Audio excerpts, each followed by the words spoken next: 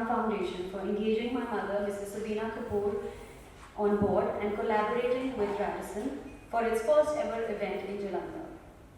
Moving forward, I would like to highlight a quote that I often use with my children and with people around me at work.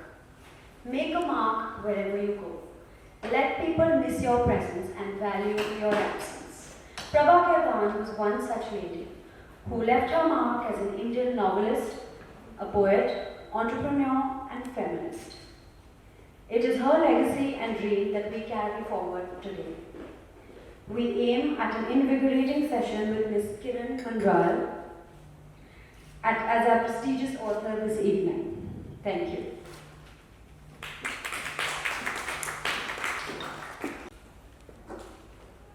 Good evening, everyone. I'm Manral, in South Women of Jalandhar. I welcome you to the Right Circle session. Today's literary session has been organized by the Prabha Khan Foundation and presented by Sri Cement Limited. The foundation is elated to host an eminent author, Ms. Kiran Manral, in conversation with Ms. Ruhi Syal. The Prabha Khan Foundation, a non-profit trust based out of Kolkata, was established in 1980s by late Dr. Prabha Khan, an eminent literary-cultural enthusiast, social and women rights activist. Her guiding philosophy, work is life, or Karan Hi Jeevan Hai, is the guiding light of the foundation, which dedicatedly works towards encouragement of Indian art, culture, literature through various initiatives and projects. Taking the best step forward in promoting performing arts, culture, education, gender equality and women empowerment, with the collaboration of committed associates, Ehsas Women of India, and like-minded institutions, has always been the top priority of the foundation. To broaden the literary and cultural perspective in India and abroad, the foundation curates the finest boutique events under the auspices of landmark initiatives and events. Besides boutique events, the foundation has resorted to unparalleled activities. The cultural spectrum is broadened by promoting local culinary delights to pamper the taste buds of the guests with savory local food and beverages. The foundation has always favored the promotion of ethnic handloom heritage of India and exchanges cross-city mementos when it is time to show appreciation to our esteemed patrons and guests. The ethos of the nation is captured in the anthem and tagline of the Prabha Khan Foundation. The anthem portrays the true spirit of Indian philosophy: unity is diversity. The tagline, Apni Bhasha, Apne Log, captures the essence of the rich literary cultural heritage of India, which is in sync with the beliefs and ideals of the foundation. I am delighted to welcome Ms. Kiran Manral and Ms. Ruhi Syal to the Right Circle in Jalandhar. The Right Circle is the choicest initiative of the Prabha Khan Foundation, which encourages and widens the reach and readership of English literature in India. Today's literary session is sure to be a delight as we connect with a celebrated author and social media influencer. About the author, Kiran Manral is an eminent author and novelist based in Mumbai. She was a journalist of the Asian Age and the Times of India. She wore many other hats as editor of Cosmopolitan, creative director of Karma Communications, India cultural lead and trend spotter at Gardner Iconoculture US and others. Her fiction books include The Reluctant Detective, Once Upon a Crush, All Aboard, Saving Maya, Missing, Presumed Dead, The Face at the Window. Her other works include Karmic Kids, The Story of Parenting Nobody Told You, and her latest book, Rising, 30 Women Who Changed India. Her book, Saving Maya, was longlisted for the Saboteur Awards UK, supported by the Arts Council England, and The Face at the Window and Missing Presumed Dead were longlisted for the Geo Maui Word to Screen. The Face at the Window was shortlisted for the Singapore International Festival, Word to Screen. In conversation with the author is Ms. Ruhi Syal, who is also an Ehsas Women of Jalandhar. Before we start, I just request you to please switch off your phones. Over to you. Career in creative advertising, became a journalist, a blogger, a mother in between, and then an author. It's obviously your love for writing that has enabled you to wear so many hats. When exactly did you discover this passion for writing? Thank you so much, Ruhi. I don't think I discovered a passion for writing. I think writing discovered me. So all of us have this desire to tell stories and listen to stories. I was no different as a child. Kept reading a bit too much the kind of reading, I'm sure if you have readers, you were readers or you have children who are readers, you know they will read under blankets even after they've been told to stop, and they will read by torchlight and ruin their eyes. I was that kind of a reader. And in some, when you're a child, you keep thinking that you can write stories. So I wrote these horrible little tales about princes and princesses and monsters and fairies, scones, English seaside, English countryside, which I'd never seen in my life back then because Enid Blyton was so strong. And my mother has preserved all of those, so she's going to blackmail me someday by threatening to release them in public. So I think I was always a writer as a child. It just took me some while to get published. Right. Talking about your books, you've authored such variety of books. You've dabbled romance, horror, to psychological thrillers and a few non-fictions. How difficult, or I may say easy, easy for you has it been to switch genres? And also, which one is your personal favorite? To your second question first. That's a very unfair question to ask because it's the standard line you asked, "Ek maa ko kaun sa bachcha sabse pyara hai?" Absolutely, I agree. And every mother has a favorite child. Let them not kid us. So yes, I will tell all my books you're all my favorite and I love you all equally, but I love The Reluctant Detective the most, which was my first baby. And I also love The Face at the Window the most till date because it was my first baby written in a very different genre. It's a literary noir. It's a very dark book, and the rest of my books preceding that one were very light, frothy, humorous romances, chick lit. And I did a complete world fuss with this one. So these are my two favorites, but don't tell the rest of my books that. Done a lot to make sure. Kiran, we in our audience have these wonderful women, and most of them are mothers. Considering that, I'd like to put forward a question regarding your book on parenting. There is one that you co-authored with Ashwin Sandhi. We all know that parenting is very individualistic and instinctive. Are your books on parenting based more on an experience gained, passed over from here and there, or can there really be 13, 14 easy steps to good parenting?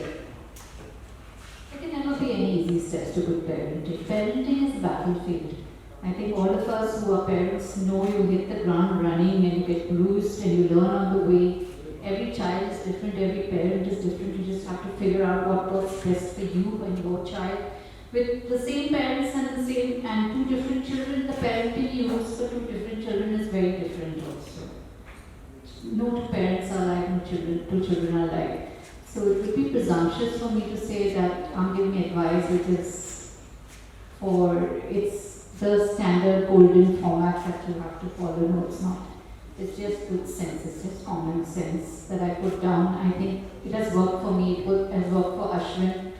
I hope our children are settled individuals and don't prove us wrong afterwards. I mean, we all know what happened to Dr. Spock's own children. So it's very scary when you write a parenting book because later your children can just turn around and say, but you were a miserable, nasty parent. So they just common sense things like spend time with your children, things that we forget and we take for granted in our day-to-day routine.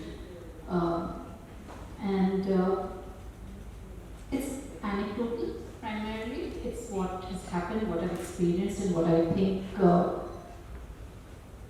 most parents pass by because we're so caught up with the day-to-day of parenting. We don't really sit to think about, how we should do it. We're just getting from day to day.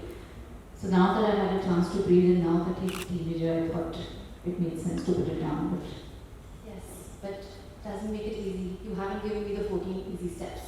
That's why I read the book. Also, how was it to co-author with Ashwin? A very peaceful process. Ashwin is an old friend, which made it easier. It could have been difficult because we're both very strong individuals. But he was gracious enough to tell me, you put down what you think works for you, I'll put down what I think works for me, and then we go through it together. And that's how the book happened. So it was very seamless process. Otherwise, co-authoring something as, they say parenting is tap dancing in a minefield. So, giving parenting advice is walking on the mines. So, my heart was in my mouth while writing any of my books. See, Carmen Kids was easy because for Carmen Kids I was taking workshops with myself and my own parenting. So no one could, raise a finger and say, how can you say that? Because it's about me. I'm allowed to take workshops with myself, but giving advice is a completely different ballgame altogether. But so far nobody's told me that what is this crap advice have you given? So I hope it's worth it. Okay, moving on to your Twitter account, totally rocks. With over 78 followers, it seems you have mastered the art of Twitter writing in India. You have. You need to give tips. I've been dancing around in my outfits and have only managed 7,000 followers. Need some advice there. Anyway, in today's digital era, how active does an author need to be on social media? And how do you balance your time between these platforms, yet find space for writing? So you have been dancing around in your outfits Yes. on Insta, you see? Yes. So I'm just 5,000 followers on Insta. Oh, And my son looks at me in disgust, saying, even my friends have more followers. So I think Twitter works for me because I'm a person who plays with words and I'm very opinionated. But I got on Twitter much before I became an author. So it is words, strong opinions, constant anger at what is happening around and the need to voice it. And then, of course, that was long back. Now I'm older and wiser and realized my anger does nothing and things just continue to be as they are. So that was when I joined Twitter back in 2009. And the country went through immense flux, change, Nirbhaya, this, that, a lot of things happened. And I think women with an opinion on the internet are the short skirts of the internet. So you get the attention whether you want it or you don't want it. And that's how the account grew. I was there for the conversations. How do I balance my time? I don't really, in fact, Anandita just asked me, do you manage your own social accounts? Yes, I do, Anandita. I am not a celebrity to have anybody managing my social accounts. So, I think I do social media between my bread and butter work, between my writing work. It's a 5-minute interval I have. I just want to, switch gears. So I go and see what's happening and maybe I'll respond to something or comment on something and I'll get back. I'm terrible with Instagram, so take heart. I keep forgetting to click photographs. I eat the food before I can click it. So that doesn't work for me. But how important is it for an author to be on social media? Very important. It's important for everyone to be on social media if you have something to talk about in terms of your work, in terms of even your opinions. I would say right now we have been given something by technology where we can reach out to the world. And whatever you do, if you will take pride in it, you should share it with the world because no one is going to do it for you. As an author, I am competing with 300 to 400 books that are out, I think, every month in India, new books that are published. How do I let people know about my books? I am not going to be able to take out advertisements. I am not going to be able to, run full-fledged publicity campaigns. I don't believe in PR. I don't believe in paid promotions. I don't do all of that. What I like to do is just reach out to readers directly, and social media is a brilliant, brilliant innovation that allows me to do that. I would be a fool not to take advantage of it. I think if you have a business or if you're doing something creative or if you're doing anything of importance, please use all the platforms at your disposal. LinkedIn, Twitter, Instagram, what else do we have? Tumblr, Facebook. Facebook is, the algorithm is terrible. Only 10 people will see your post. Don't waste your time on Facebook. But LinkedIn, Twitter, Insta, just use them. They're there and use them. They're free. Use them for your publicity and not just authors, anybody. Thank you for that. Kiran, most of your books are women-centric, and I know you are a firm believer of the sisterhood. Give us your views on what it means to be a woman in India today. what does it mean to be a woman in India today? That's a very loaded question, Ruhi, and one that I keep getting asked over and over again. And I really wonder, what does it mean to be a woman in India today? I'm sitting from this in a lovely room with all you wonderfully elegant ladies. We're all coming from a certain place of privilege where we've had the kind of education, a social background, and all that has allowed us to come to a certain stage in our lives. So there is that one India. And there is also another India which we don't really see or we don't really know unless we read snippets about them in newspapers.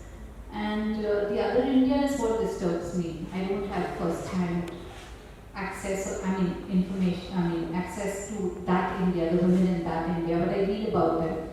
I see news reports about them, and it disturbs me that so many years after independence, girls are still fighting the same battles to get educated. Women are still fighting not to be married off when they're still underage.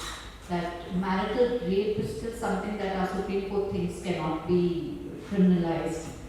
These are basic concepts of agency, bodily agency, consent. These are things we're still fighting to be heard about. There is politics doesn't have adequate representation. We have figureheads, sometimes dynastic female leaders. Of course, our Prime Minister was first female Prime Minister was dynastic, but the fact remains that entry into politics itself, which is grassroots policy making at the highest level in our Houses of Parliament, what is the female representation? How do female-centric policies get passed? In our workforces, the highest level of dropout is at middle management for women. Why does this happen? You get married, you have babies, you drop out of the workforce. Such a huge pool of talented, professionally skilled women drop out of the workforce. During the pandemic, the highest number of the workforce dropouts were women in India. If you read the stats, not just in India, across the world also, but India was quite high. Women suffered, domestic violence rates went up during the pandemic. Sexual violence within the home went up during the pandemic. It's still tough to be a woman in India. And yes, the sisterhood must do all it can for all the women. Yes. Let us now plunge into the journey of your latest book, Rising 30. Women Who Changed India. How did the rise of the rising happen? The rise of the rising happened with no medium. It happened with Shastri Bora, the editor at Rupa, who had been a friend, and we were looking for something to work on together. And I had been doing a lot of fiction in the humor and the horror space, and non-fiction in the parenting space. But I was doing a lot of my columns were feminist and feminism related, and she asked me if this was something I would be interested in. I said sure, but I was very clear that I did not want names that were all very well known. I wanted a mix. So we went back and forth over it, and the list went to her and then to her bosses, and they had some suggestions. There was a lot of back and forth, let me tell you. And a lot of, but they were kind enough to let me have my way. And I have a mix of wonderful ladies in this book, some of whom everyone has heard of, some of whom no one has heard of. And I think that's how I intended it to be. Which one is your favorite? There's so many who are such wonderful, so you can't really say. They're not your children. They're not my children, but they are all fabulous women. Yes. That inspires you, that your heart is just so full hearing that story. Because I'm a writer, I with all the writers, I feel a special kinship with them. So Mahashweta Devi, her life is incredible. I mean, what courage to be a young woman and to go wandering around the villages to get first-hand anecdotes about the Rani of Jhansi before writing her book, traveling alone, to give up on a marriage because she said, I'm not satisfied. At that time and age, to walk out leaving a son behind. I don't think we would have courage even now at this time, even with our financial independence and being and to just survive and build her life on writing. It's not easy. Writing is not a paying profession, let me tell you that. And Anita Desai, because she was primarily a mother and a housewife, and she won the Booker, but her first identity was being a mother and a housewife. This is a Booker winner. So, you know, a woman's creativity, always I felt, even for Anita Desai, gets relegated after her domesticity. And nothing seems to have changed much now. If you have a man who's a Booker winner, he's a Booker winner first. But she only began calling herself a writer after she moved to America. And she began teaching her MFA courses. Then she became a writer first, and she already won a Booker. So that level of humility and that level of, you know, the lens through which she saw herself was quite revelatory to me. Amrita Shergill, of course, we all know her life. Fabulous life. Amrita Preetham from Punjab. What a powerful, powerful personality.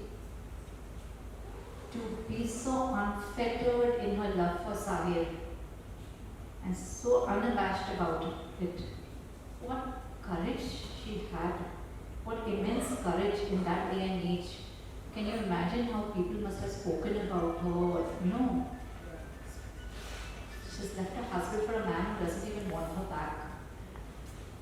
So that courage of conviction for her own passion, whether it was reciprocated in its entirety or not, she did not care. Her love was not for her. Then of course she went on to embrace and all, that's another story. But at that point I thought it was marvelous how passionate she was about what she considered the love of her life. Thank you. You've mentioned few names here, which answers my next question, though I'd still like to repeat this question in a different way. In your introduction, you write about all these 30 women who have shattered the ceiling. They shine wherever they go, irrespective of the spotlight. What made you particularly choose these 30? You named a few. We can talk about the others too. Sure. What made me choose them? What made me choose these 30? I think passion. I looked at women who were driven by a singular passion. There was something for them that was so important that everything else in their life was relegated to secondary position. For Bajendri Pal, it was climbing the mountains. For Hima Das, it was running. For P.T. Usha, it was running. For Sonal Mansinghji, it was dance. These women did not care about anything else, and I think this unbridled focus on what they considered their passion, what was important to them, is what I want every young girl to know, every woman to think about. What is it that you're passionate about? What is it that you want most from life? What is it that calls you and what do you want to follow? Because we put ourselves last. Our passions become hobbies. Our desires become things to be looked at in the intervals between our lives as mothers, wives, daughters. So everything becomes secondary, but these women, they were very focused. This is what I am, this is what I will do, and damn to whatever anyone has to say. And it hasn't been easy for them. They've been very, very difficult lives. But the fact that they stayed their course, some were forced into it. I mean, they were gifted, like Shakuntala Devi. Hers is another very tragic story. But she took that tragedy and she made such a beautiful life out of it. She had this marvelous ability for numbers, which she manipulated like a language, and she was from the age of 3 made to go around giving shows and performances and support her family. This is a child of 3 who never got a formal education. This was child exploitation in the worst possible way. But through that entire trauma, she emerged to be such a bright, vivacious, sparkly young woman, and then of course she aged. But that, even when we saw her on television, she was so animated, so happy, so cheerful. And you and I, we share our love for maths. Yes. So I was fascinated by her. I scored 12 out of 100. How did you I beat you, I scored 9. Oh, there you go. So I was fascinated by her. How does she do it? And I was so happy while doing it. Exactly. I could be sitting wringing my arms, sobbing, numbers, more than 2, 3 numbers to be added, divided would have been I a feel that's fantastic. I do. I was fascinated by Shakuntala Devi, but that was it. She had math, she was passionate about it, and she took what was a child, what was a liability, the talent had become a liability, and she emerged stronger. I think we don't acknowledge what a genius she was. If she was a man, she would have got much more recognition in India. So Kiran, in the beginning of each chapter, you've given such befitting description about each woman, and like you mentioned, Shakuntala Devi, you gave her the title of human computer, Amrita Shergill on her own terms, P.T. Usha, Polly, and so forth. Which of these magnificent ladies do you relate to the most?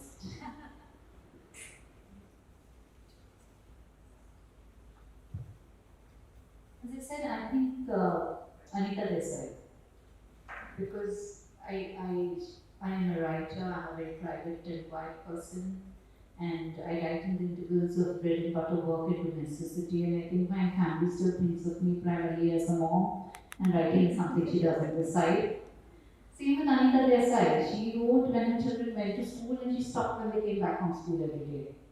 And in the summer vacations she didn't write, she was there for her children. And I think that's a lesson that I need to learn from her, that she did this, and if she could do it and still bring out such wonderful books, I have no excuse from sitting and saying, okay, now I have to decide what is to be made for lunch and bhabhi sabji khatam ho gaya and all that. I have no excuses. So she's your favorite. What has been the response to the book? I hope people love it. They tell me they do, but as a writer, you always wonder, and there's always self-doubt and nihilism about everything you do. But the book has gone into reprint in its first month, so I suppose it's doing well.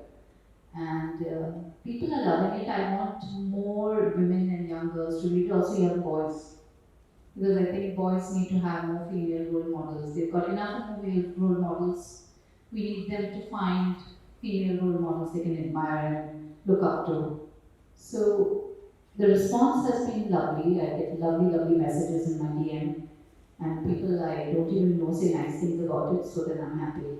It's when people say nice things about it, you're like, okay, that's your job. But unknown people say nice things makes my heart sing with it. Now to talk about what makes a boss lady tick. Kiran and Manral, I'm going to quickly fire off 20 questions to you. And you have to give me answers from the top of your head. This is going to be a delight. And we will get to know our author up close and personal. So let's begin. Are you ready? Alright. What is your favorite genre to read? I like to read two favorite genres, if I can cheat, horror and humor. And when it's horror, where do you sit and read it? You prefer what corner of the house or your garden, or where do you like to read that? I live in Bombay, we don't have gardens. Oh, yes, of course. We have matchboxes. Yes, of course. Yes, of course. So my bed is my reading spot. Sorry, I missed that. My bed. Your bed is your reading spot. Wonderful. What's your favorite lit fest around the world? Around the world. Well, I just saw that JLF had a lit fest in Maldives. So it's currently my favorite. It was in Soneva Fushi, and I was in Soneva Fushi some 10 years ago. And that's the lit fest I want to go to. An inspiration that has never failed you. Inspiration that has never failed. A literary inspiration or what kind A of? person in your life. Tell me any. The person in my life, oh, they're all horrible inspirations. Oh gosh. Then you can name. I write to escape from all of them. I'm kidding. Or an author or a writer. I think I go back to P.G. Woodhouse very often. And no matter how stuck I am, he's my comfort, he's my khichdi for the soul.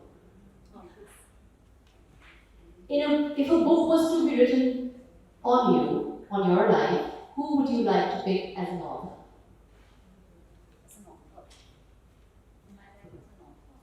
If a book was to be written about you, who would you pick as an author to write about your life? Can I be ambitious and say Kiran this way? Very good. Favorites. I mean, we share first names, so she should be honored. No, but seriously, my personal favorite is Anuradha Roy. Though my life is very boring and she will flatly reject writing about it. But I love Anuradha Roy's style of writing. Kiran the side too, but Anuradha is more of a favorite. What is your favorite piece of art? My bed. And to write? My desk. Very boring, very boring. When did you first realize you wanted to be an author? Do you want the long answer to this or the short? Long one. We love hearing you. So I never really wanted to be an author, except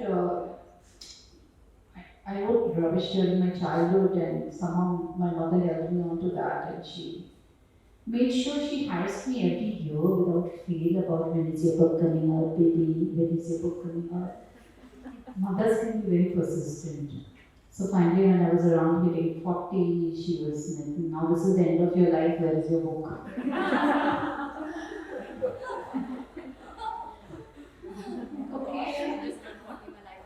Yeah, I tell you about it.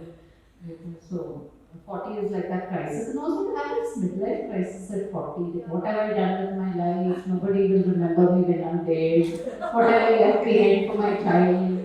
So, all these factors came into play, and mother, of course, sitting on my back like that with Vikram or Vital.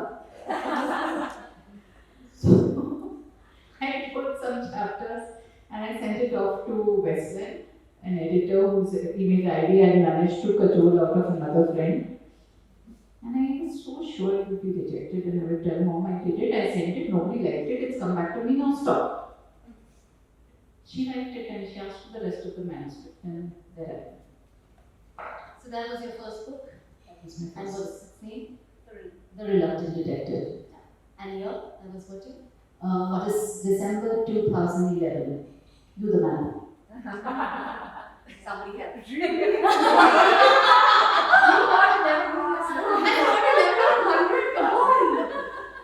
I'm still not going to answer that question. Anyway, what is the one must read for everyone who wants to learn how to write well? How to write well. One must read. There are two books that I recommend. One is Stephen King's On Writing, which is a wonderful, wonderful handbook to write well. I've read it, I don't know whether I write well still, but it's like a good guideline. And there's And the What's Bird and Why, I think that's the title. I forget the exact title, that's a wonderful book. But the most important, I would say, is Brendan Martin.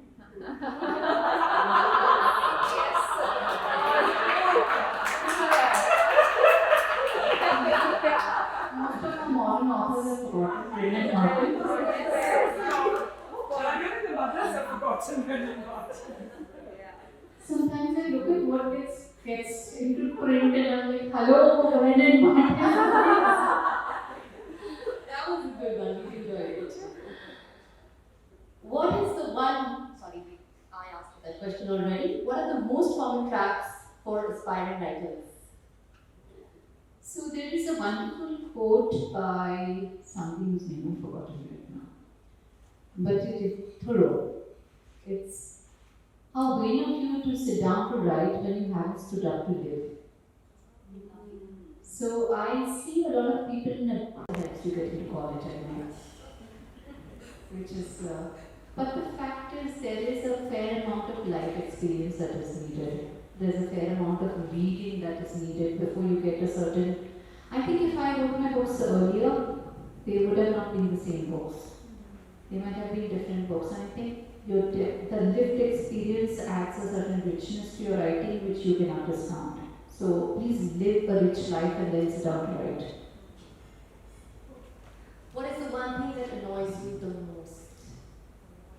What do you mean one thing? I know one of them is when you're there's mansplaining. That is one getting really, really noisy.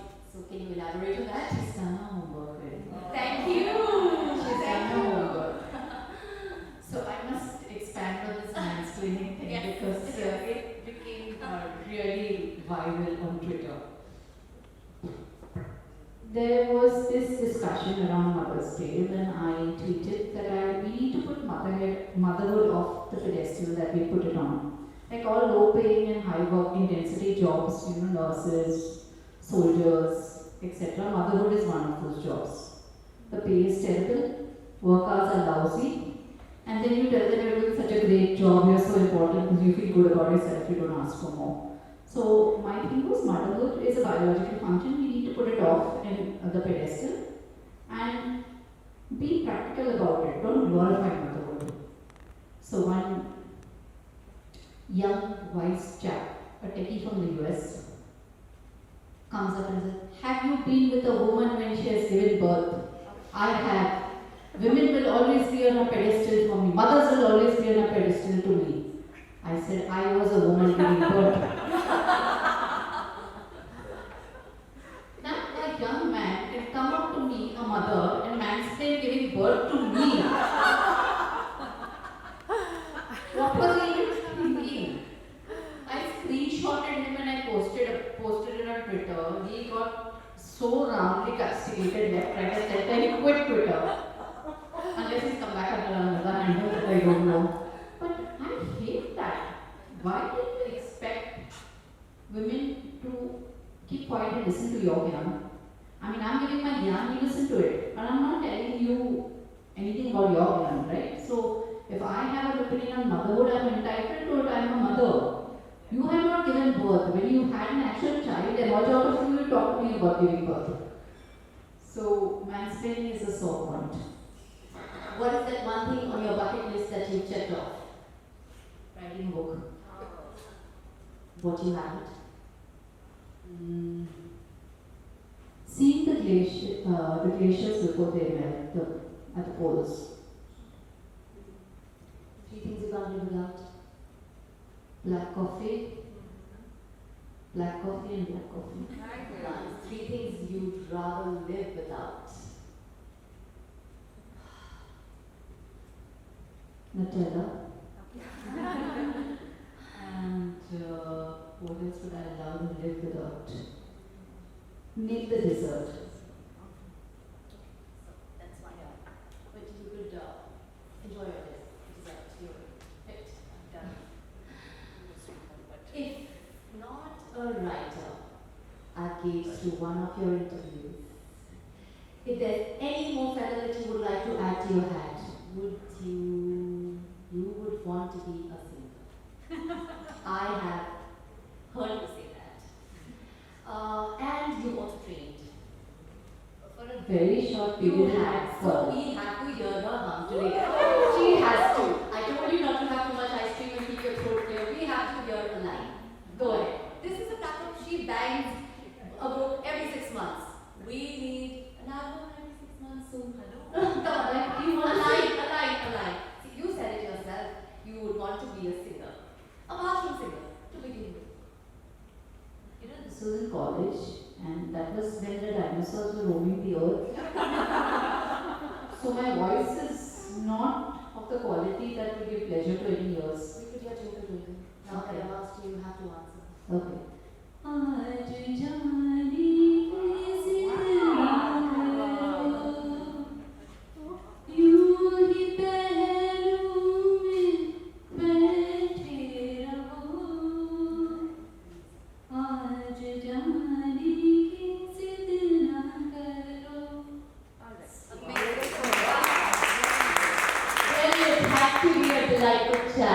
With you.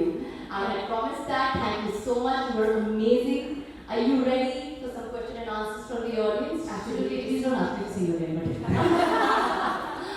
So, anyone from the audience? Yes. Thank you. This is the scariest moment when nobody raises their hand. Oh, okay. And then you have to actually put me down because I have many questions. Go right ahead. All right.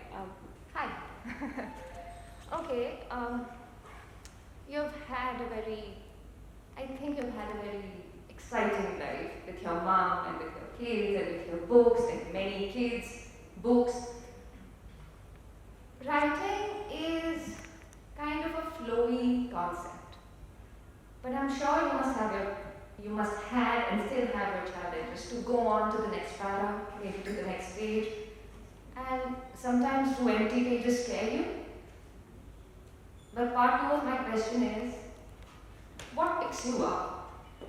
Because in any task, in any job, not every day is hunky-dory. Not every page is perfect. I'm sure you must re-edit it or too many drafts. Again, the thing is when there are gaps, and those gaps are not of white clouds, but cloudy, dark, gloomy, cloudy. And there must be their aura, not just books, not just your attention, but family, maybe other issues that actually hold you back, or maybe stop you for an instant. What is your pick-me-up thing? Or when you're low, what keeps you going? Or what thought, or what do you think, or what you do that keeps you going and going? That's a very interesting question. I get there's no one whipping anything over my head to complete anything. Except for the commission books, and my editors are like, in their little black leather outfits with whips around. But what keeps me going is the fact that I have no one to blame except myself if I don't put out a decent body of work. I have no excuses. I come from a place of relative privilege where I don't have to worry about, the food on the table and, the roof over the head. And I have an education and I have a supportive family. I have no excuse not to do what I'm passionate about. And if I don't do what I'm passionate about, I am wasting opportunity that the universe has been so kind to give me. There are people who struggle to do what they're passionate about. They fight families.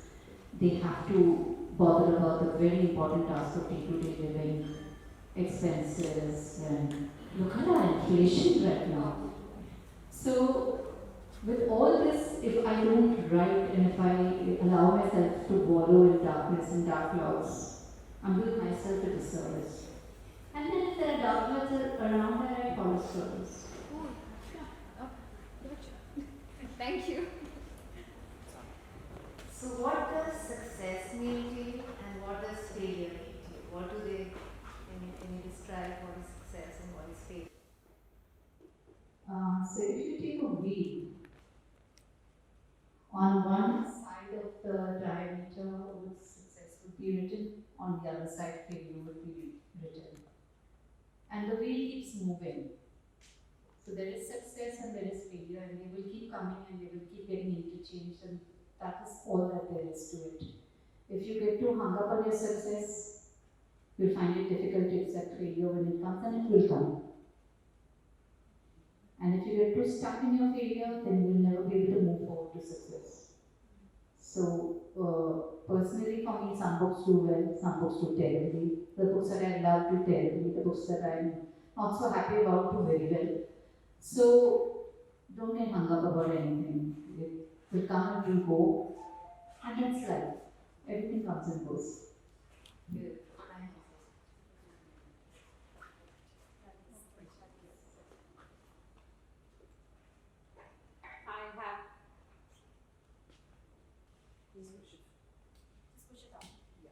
I have a very practical question. Like, we come from a generation of readers. Like, we were taught he eats who reads. How do I teach this to my children? I want them to read more and more, with more concentration, and read substantial things rather than just scrolling the reels these days or maybe on the games. Giving them access to social media is not doing the thing. What I want them is to pick up a book and feel the book, live the book. How do I do that? I wish you knew. You know the book on parenting. I have not spoken about reading there because I've written in my book that my son doesn't read. honest here. Please teach me how to. See, you cannot make readers.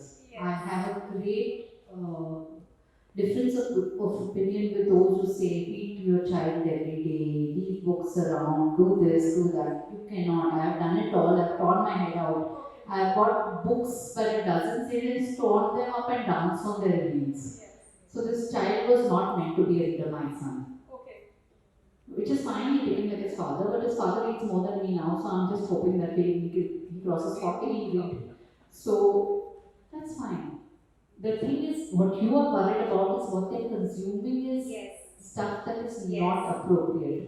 No, not appropriate, but whatever we desire, what we've learned through books, I don't think we will ever, or anybody would ever get it from the internet like that. It's a different generation. Yes. The way they consume information is different. The way we consumed information was different. We did not have anything except Doordarshan. And hello, thanks to Doordarshan, we began reading because Doordarshan was like gouging your eyes and ears out. Krishi Darshan and I don't know what all. Yes. So, I think if we bring our kids back to that level of boredom, they might read again. Maybe. But unfortunately, they have Netflix, they have Yes. Instagram, they have Urfi Javed, they have all these exciting things.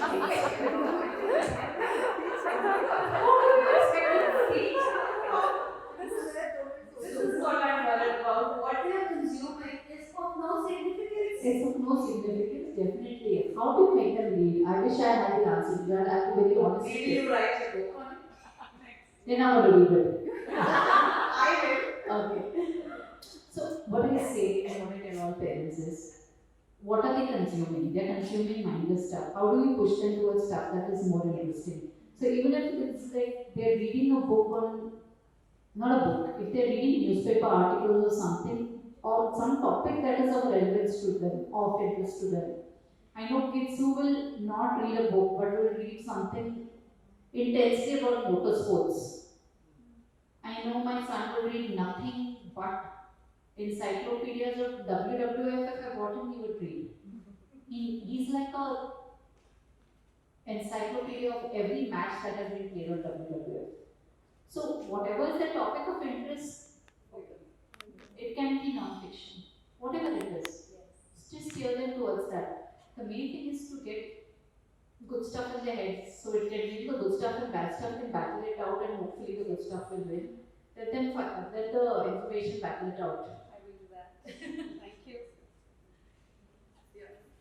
Writer, how would your writings be different if you were a man?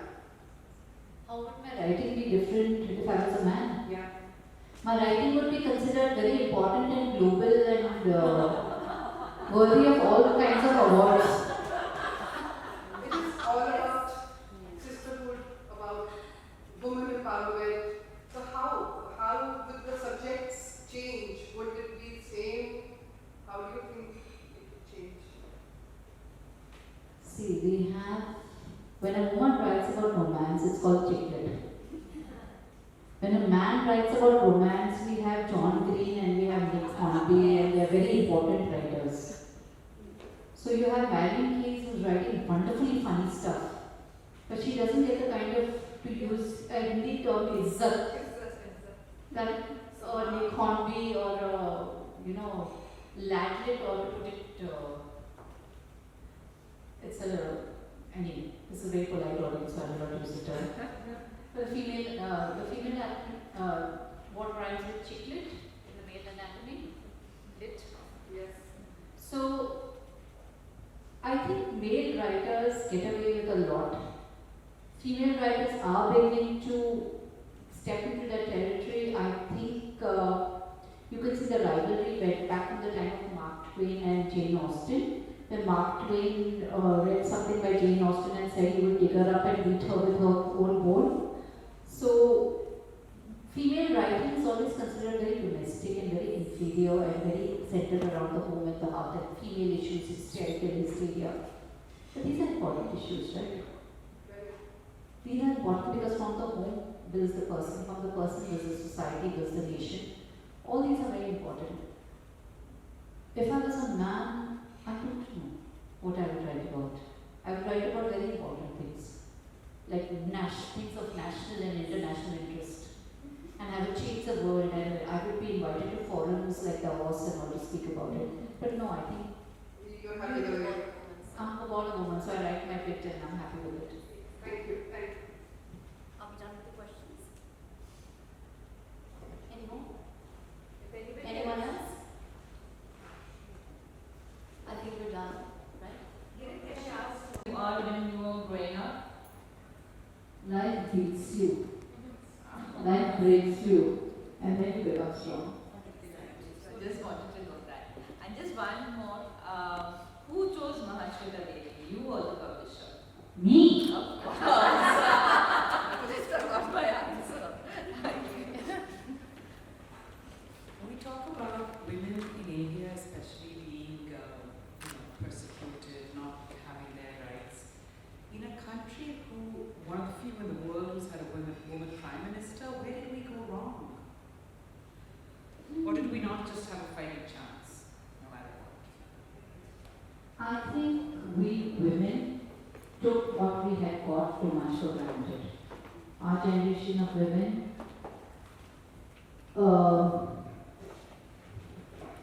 the freedoms we got, the change of time that happened in the 60s and 70s, I think that generation was really strong.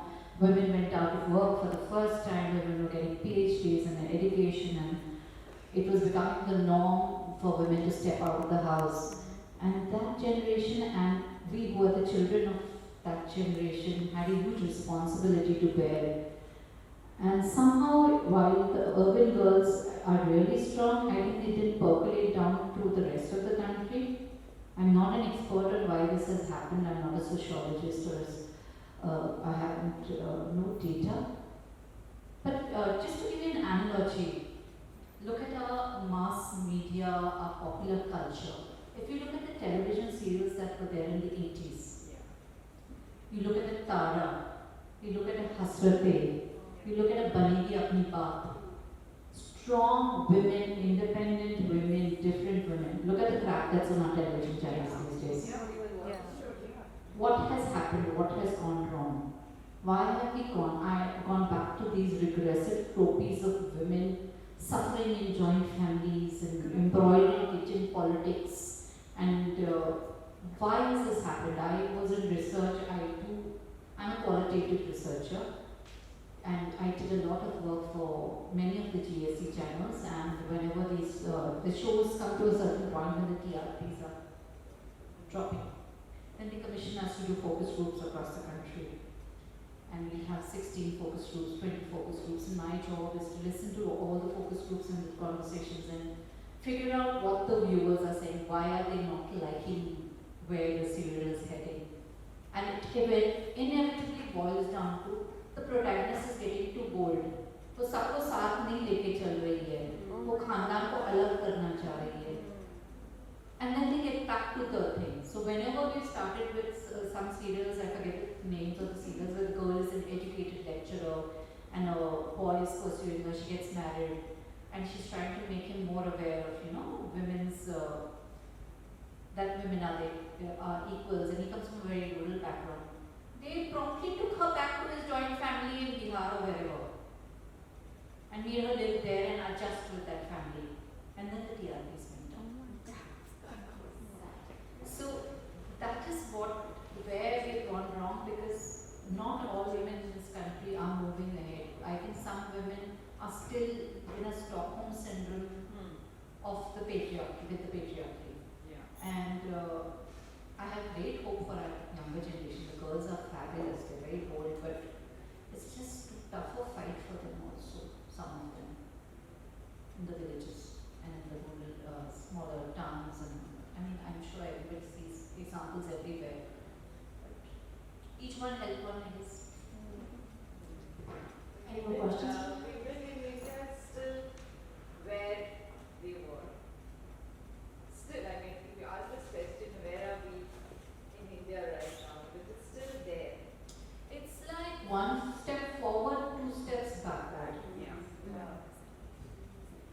Even in terms of marriageable age, I think it's, going back to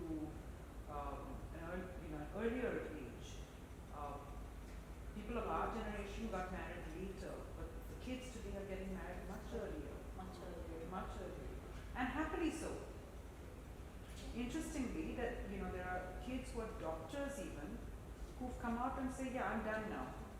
Get me married.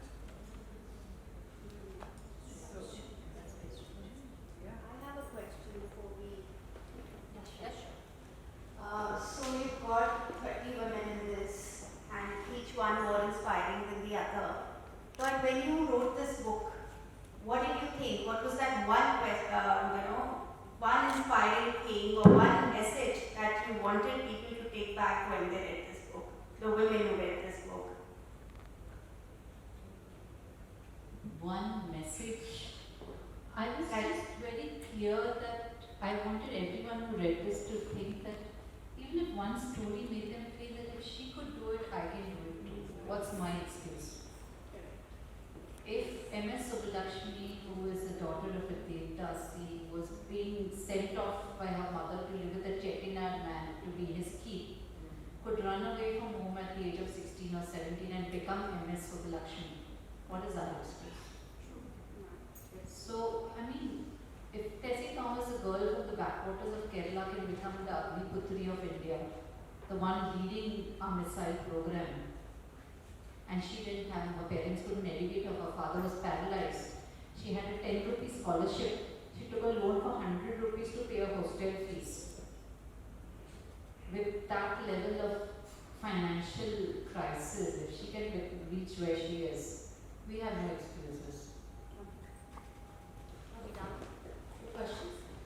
Thank you so much, Kiran. We've had an amazing session here with you. And it's been a learning with each answer that you've given.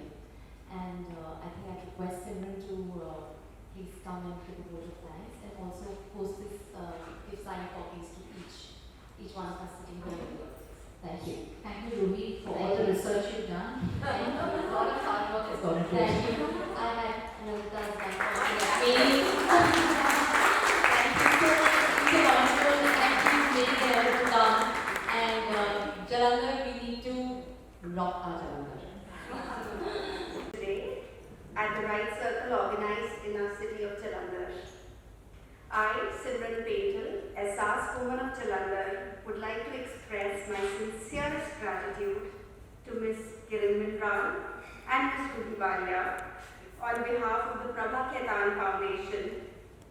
I also express my sincerest gratitude to our patron, Sri Cement Limited, Art Associate, Radisson Hotel Jalandhar, media partner Dainik Jagran, and the wonderful audience for making the Right Circle session extra special and successful. I request Ms. Divya Kapoor Sardana to felicitate the author Ms. Kiran Manral with a Kantha Utorio.